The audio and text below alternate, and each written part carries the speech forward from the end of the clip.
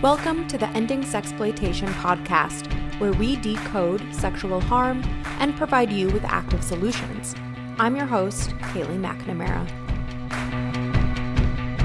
Welcome, everyone, to another episode of the Ending Sexploitation podcast. My name is Tim Nestor, and I'm sitting in for Haley McNamara this week. I'm really just here to introduce you to our special speaker. So I want to take you back in time a little bit. Last summer, we had our 2024 CESE Global Summit, which was completely centered around emerging technology and the collision with sexual exploitation and how those two things are colliding and what we can do about it. And one of our speakers that week was Victoria Sinis. She's an incredible speaker and advocate who has experience working in the commercial sex trade, specifically for a recruiting agency at OnlyFans.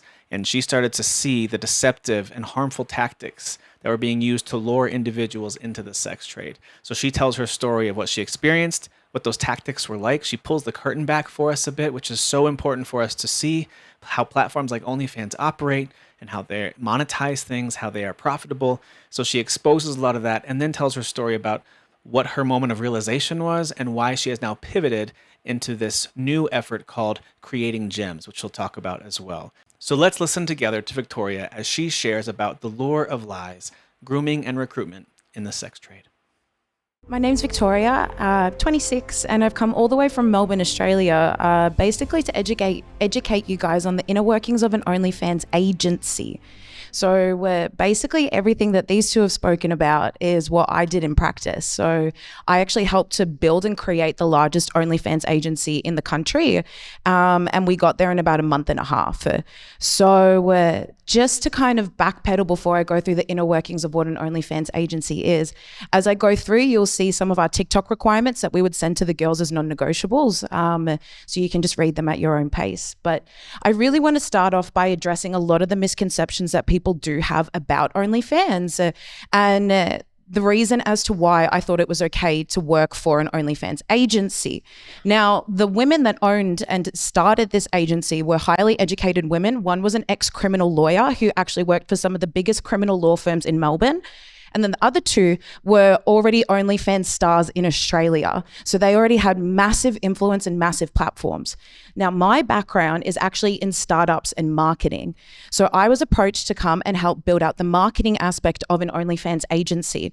So basically, my job was to make girls as viral as possible, as quickly as possible. So then we could take a pool of people from multiple social media sites and put them through a funneling system, which would lead them to OnlyFans. As well as that, there's the recruitment aspect and then the account management aspect. So basically for me, why I thought it was okay to join an OnlyFans agency. Now, I've never even been exposed to pornography. Never saw it until I worked at an agency. But again, as the ladies were saying before me, there's so many whispers about the enigma of OnlyFans. I hear that you can just sell your feet and make a lot of money. Isn't this empowering? I hear that, it's girl power. I know a lot of people that were really poor, now they're really rich. Therefore, OnlyFans must be a good thing. And so that's kind of the environment that you're in if you're not educated and understand this. And as I continue to talk to more and more people about this, I'm understanding that not many people even get what OnlyFans is. And so this has now gotten to a point where I speak at schools to young girls now on the reality of this, and they're so softly influenced by what's happening on social media that I spoke at a school, a private Catholic school in a very well-off area in Melbourne. And after I spoke, I had two girls come up to me, two 15-year-olds, and they go, "Do you know this TikToker? Her name's Anna Paul." Now, Anna Paul is one of our biggest TikTokers in Australia, and she's our biggest OnlyFans content creator. She's got 7.2 million TikTok followers, and her main demographic is 13 to 18-year-old girls. So young Australian girls idolize Anna Paul. And they asked me, "So do you know who Anna Paul is?" And I was like, "I don't know her personally, but I know her through TikTok, and I'm assuming that you watch her TikToks." And they're like, "Yeah." And I said, "Okay, so what do you like about her TikToks?" And they go, "Well, she seems happy and she can travel." And I went, "So do you think you have to do OnlyFans to be happy and to travel?" And they said, "Well, duh." And they could not understand the distinction that there is another career path out there that is not OnlyFans that will give them the capacity to be happy and to travel. And the more young girls I talk to, the more I realize that this is what is happening. There is such a correlation between success, purpose, and happiness. And the pathway through to that is OnlyFans. And it's because of what agencies do to promote this lifestyle. So then we can go, hey, you want to be a rewarded woman? Look at what we do. This is how you get to the rewards. Through the likes, through the parties, through the dinners, through everything that you see on social media. But this is all so curated and targeted and specific. And so just another couple things to really emphasize how severe of a problem OnlyFans is. There was a 2024 study that was done just on some random statistics of OnlyFans. Now, where 98% of content on OnlyFans is porn. And in 2024, there is now 500,000 people every single day that are signing up to OnlyFans to be subscribers. So you can take that and go, that means that 490,000 people every single day are signing up to watch porn on a global level. There is more people that come and visit OnlyFans, I'm pretty sure on a monthly basis, it's like 433 million. That's more people than in America. So this is a major issue that we're seeing in our culture today. And so I really want to just get through the three main aspects of an agency. And so aspect number one of an OnlyFans agency is account management. So when a girl gets to a certain point in her account, if you have just say 5,000 subscribers, the whole allure of OnlyFans is that you're talking one-on-one with the girl. That's why this is more popular than traditional porn, because subscribers think that they're having a relationship with the girl. They can send custom requests, they get paid per views, they know the girl. And so at a point, the girl can't facilitate talking to all these people all the time across all these different time zones. So she has to offset that work. That's where an agency comes in. So what we do is we do a full audit of the account. We look through every single conversation, all the content that's in their vault, which is where all the porn is kept. We have a look at their top subscriber, who they're talking to, what's the health of the account, how much money are they making, everything. And we do a full cleanup of the account. And then from there, we make this thing called a brief. And so the brief is the girls go through and they answer all these questions, every single type of question that you can think of, the most personal and intimate questions. And what we do with this brief is we give it to this thing called a chatter. Now, a chatter is someone that we offset all of the conversations to, because we're not going to do all the work. So ours were from the Philippines. So we would hire a bunch of Filipinos. We would pay them about $2 to $5 USD an hour. They would work 6 to 7 days a week for 12 to 14 hours, pretending to be our OnlyFans girls. And their job is a sales role. So we have to train them in this thing called the girlfriend experience. And so what we would do every single day is we, as account managers, scour through every single conversation on every single OnlyFans back end. And we would look at the conversations they were having. Where could they have made more money? Where could they have flirted better? Why haven't you messaged that person? How come you haven't replied back yet? You have a time limit on when you're supposed to reply to people. And from there, they calculate how much money they've made and did they hit their sales targets for the day. Our agency was a startup, so we couldn't start paying commissions, but I know of a lot more aged agencies that will actually make this a commission-based role for these people. People will buy houses in the Philippines and they'll basically house everyone. That's a chatter, so they can all live under one roof. So basically there's no complications when it comes to internet, Wi-Fi and all of that. So the agency makes sure that there's someone on the account 24/7. And that's basically where we were going. So that's aspect number one, is account management. Making sure an OnlyFans account is as healthy as possible and basically pretending to be the girl on her behalf so you can make as much money as possible. Then aspect number two is what I came in for. So I'm hoping, beautiful, we'll just keep going through these as well, is marketing. So my role was, again, to make girls as viral as possible, as quickly as possible. The main one was TikTok. So with these, tools that we would use, we would see girls in 7 days getting 2.2 million views on their TikToks. So this is a major scale of what the influence that this has and how we're manipulating algorithms to our benefit. So basically what this is every single girl at our agency had to have at least 3 to 5 TikTok accounts. And what we did is we hired an expert that would study algorithms and study trends. And so every single day via Telegram, he would send us all these different, very specific, curated, provocative videos that he wanted our girls to recreate.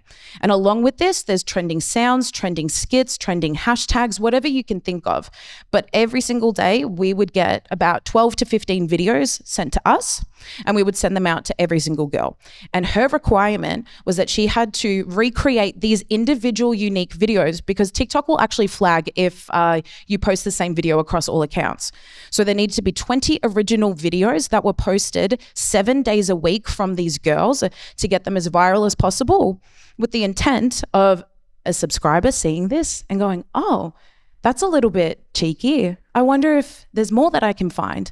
And then they would go to the TikTok profile. From there, it'll send to Instagram, and all the reels, they would be de-identified from TikTok. They would go into Instagram. From there, you'd have a link tree, and then the link tree will take you to OnlyFans. Super seamless, super easy. And that's just TikTok and Instagram.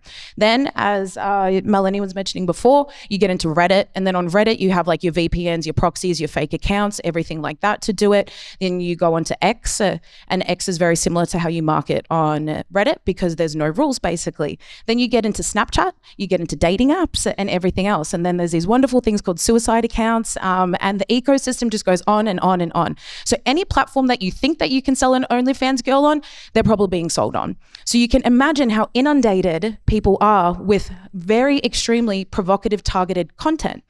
And again, these are all of the basically rules that the girls had to do and that they had to follow, because if they didn't, they would get a call from us. Hey, why haven't you done this? Why haven't you posted this? And so I think that a lot of people think as well that girls will just jump onto OnlyFans, they make a bunch of videos, they do whatever, and it's their choice and everything like that. But there is so many rules and restrictions around them. Even when they come into the agency, we have these things called levels. So the girl might come in and go, oh, I'm comfortable at this content level. But as soon as they're onboarded onto an agency, we will tell them what level. So we had level 1, which was Instagram content. So that's bikini and lingerie, stuff that you can post on non-safe for work websites. So level 2 was implied nude. Level 3, full nudity, sex. Level 4, everything but anal. Level 5, everything. Now, I came up with this idea, actually. I was like, why do we have a level 1? I was like, this doesn't make us any money. People see this content on Instagram. Why would they come to OnlyFans and pay for it? So we got rid of level 1. So already these girls are coming in and they think that they can be comfortable at this level, but we're telling them what level is their baseline standard. So you can see how there's so much soft coercion and soft manipulation into these girls to get them to keep doing more and more and more and more. So it's not as simple as these girls are just jumping on and they're just having a fun time and they think they're making some money. It's very targeted. And this as well just shows basically what I would have to do is call them and get them excited for all of their content requirements. And this is just TikTok. Then there's this thing called custom requests. So a subscriber can ask a girl for a specific thing, and we need to make sure, because they pay a lot of money for them, that the girls are getting these out as quickly as possible. And then they also need to have enough content in their vault, so then the chatters can continue to keep impersonating them and talking to as many people as possible, so they need as much content. So you're starting to see even the volume of how much is required from an OnlyFans girl. And then we go on from there, and aspect number 3 is recruitment. Now, as we kind of came along in the agency, the recruitment process changed a little bit. But basically, the recruitment process is you scour the internet, you go on TikTok, you go on Instagram, and you look for girls that are already posting provocative content, because that means they either have an OnlyFans account or they're more likely to do OnlyFans. And so we would scour the internet every single day, and we would look for girls that had a specific following requirement as well. And so they had to be no less than 50,000 followers and no more than about 2 million followers. Because if there were anything less, it's too hard to make money off of them. And if it's anything more, the likelihood of them joining an OnlyFans agency is less. You can see that there's a bit of a variance here. And so what we would do is we would cold message them. If they didn't have an OnlyFans, we would say, hey, we love your vibe. We love what you're about. Have you ever considered joining OnlyFans? And remember that we already have 2 girls that are quite big in OnlyFans. This agency already had a name. So we're going around messaging these girls either from the OnlyFans stars specific accounts if we really wanted a girl. So then you could go, oh my gosh, blah, blah, blah messaged me. I must be special if they want me. Or from the agency account where we would post our lavish dinners, we would post our elite parties and everything. So you're already seeing that we're going, hey, do you want to be a part of this sisterhood? Do you want to be a part of this lavish lifestyle that we're doing? Well, if you do, come hang out. All you have to do is OnlyFans. And so the way that I like to put this, the question was about, I guess, like in-person pimping and everything like that. And there's no difference between me standing on a street corner going up to girls and saying this or me sending a message online. It's the exact same thing. And I think in this digital era, we have to remember that this stuff is happening. Girls aren't maybe necessarily getting kidnapped into doing this, but they are being manipulated and coerced through people like the agency I used to work at and the person I used to be to do this type of work. So there's no distinction just because it's online to it being any more real than what it is in the flesh. And so that's kind of the 3 main elements. But as I was saying, our recruitment tactic changed. And what we started to notice the more that I worked at the agency is the younger, the better. I found this thing on the deep web and it was kind of like a white pages and it had all the different OnlyFans direct accounts. So if you were a sub, you could go onto this website and you were basically able to look at all the different categories of OnlyFans girls and what they would fit into. And us as an agency would just pay a fee to have each girl on this website. And the most searched was teen, fresh teen, and barely legal. And we already had a girl at the agency that we would pretend and say that she was 18 and she was making over 100,000 USD a month for us. So we knew that this was a highly demanded market.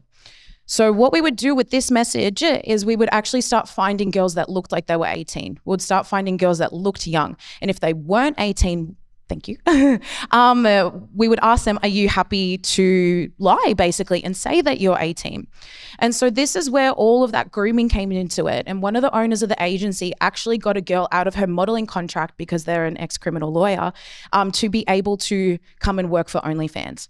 So this is kind of the depths of how serious this problem is. For me, what happened is I was seeing all of this, being exposed to OnlyFans for the first time, being exposed to porn for the first time, and all these harsh realities are hitting me. We're recruiting people, we're grooming people. I'm seeing that this isn't what, social media says it to be. I'm seeing the reality of these girls because I knew them before I saw their porn, so I saw them as humans. And it's just every day I'm crying. I'm not able to do this work, but everyone in my world is saying that this is okay. By a weird series of events, I ended up at church, and Melinda Tankard-Reese from Collective Shout was speaking. And this woman had the courage to be able to step up on a stage in a church setting and talk about OnlyFans and talk about the consequences of this and how this is destroying the next generation. And as Christians, we're supposed to be the salt and the light of this earth. And what are we doing? And her courage, it convicted me so deeply. That was on a Sunday. By the Friday, I quit the agency. I walked away from another business and a 14-year friendship. So now we're going around and basically trying just to educate people on the fact that this isn't a fluffy, lighthearted thing. Girls aren't OnlyFans creators and they're not creating content.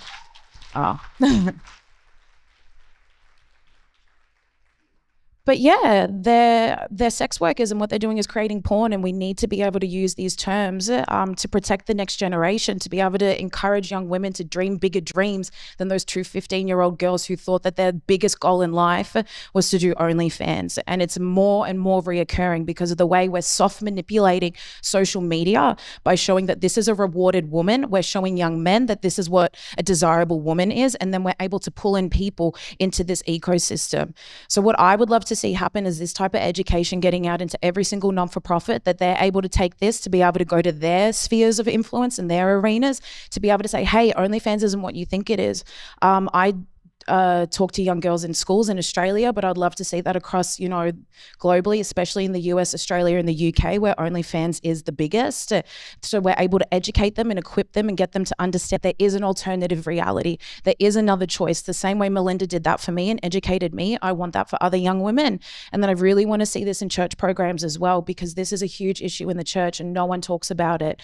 And we need to be able to go from the youth that are exposed at 8 years old to porn and OnlyFans all the way up to parents and equip them in this full life cycle. Because if 500,000 people a day are doing this, this isn't a secular problem and a world problem. This is a human problem. So yeah, that's everything. Thank you. I was wondering if you could talk about when you left OnlyFans, how you were able to deal with your friends, your former colleagues, basically moving your life aside, and how you've been able to deal with that money, everything you had to change, and how you've been able to ramp into something better. Because that's a lot of times what people fear. They're making a good income, they have friends, they have relationships, and they have to give all that up. How did you navigate that, and how would you recommend other people do it? Thank you. Yeah. Yeah, cool. That's a great question. Basically, for me, it's a bit of a multifaceted answer. As I said, there was a huge faith element for me. That day at church on the Sunday, I realized nothing in my life had ever made sense. But this Jesus thing kind of seems to make sense to me. And that was such a deep stirring in me to go, you know what, this is wrong. We're destroying people's lives. I ended up working at a cafe. That was very humbling, to clean toilets and make coffees after living the lifestyle that I was. And for me, it was just going... I made it personal. I have 13 nieces and nephews. 10 of them are under 3 and 7 of those 10 are little girls. And I was just like, if any of these girls grew up and did this as a job, I would be distraught. I would be devastated. If my brother's daughter did this, my brother would be devastated. So why is it okay that these girls are doing it? And I really instead of commodifying these women, I really made the emphasis on humanizing them. And from there, it was just every single day taking those steps to go, I don't care about the friends, the money. I don't care about that on paper, my life was this elite thing that everyone would say is the pinnacle of success, because this is wrong. And just sticking to that conviction. And from a friendship perspective, the last conversation I actually had with the agency was through lawyers. So they have tried to sue me for speaking out, but I guess that's just a part of the game that I'm learning. So it is what it is. But yeah, that was it. I guess just every single day knowing that there was a bigger purpose than me making money off girls. And I just couldn't not talk about it. I couldn't not talk about the transformation. I was on TikTok, I was on Instagram, I was telling anyone and everyone at the cafe. And that's how it kind of spiraled very organically into me coming to America to try my best to educate other people on the reality of it.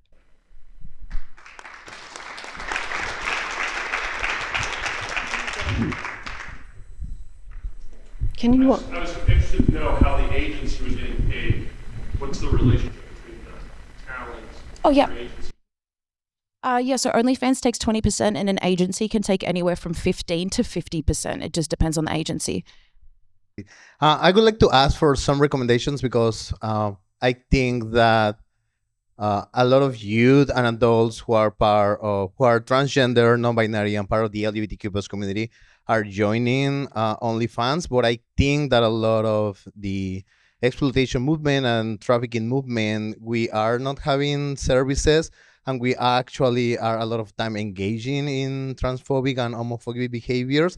And actually, I never hear any specific data on LGBTQ plus in any of the 3 speakers. So I would like to hear like some recommendations, because I think that if we don't start speaking about this, and it was very interesting to hear actually that there was levels, and one of the level 4 on OnlyFans, it was anal. So it made me realize that, for example, I think that a lot of times, because of religious things, we still think that anal sex, even naming it, brings a lot of stigma, shame, and all these things, and we don't talk even about it, and it makes more revenue for OnlyFans. And thinking about the LGBTQ plus community, I think that it's a more normalized practice. So it made me think, okay, so for cisgender and heterosexual people, this is a level 4. What is a level 4 for the LGBTQ plus community? So I would like to hear some recommendations on how we can start making more inclusive,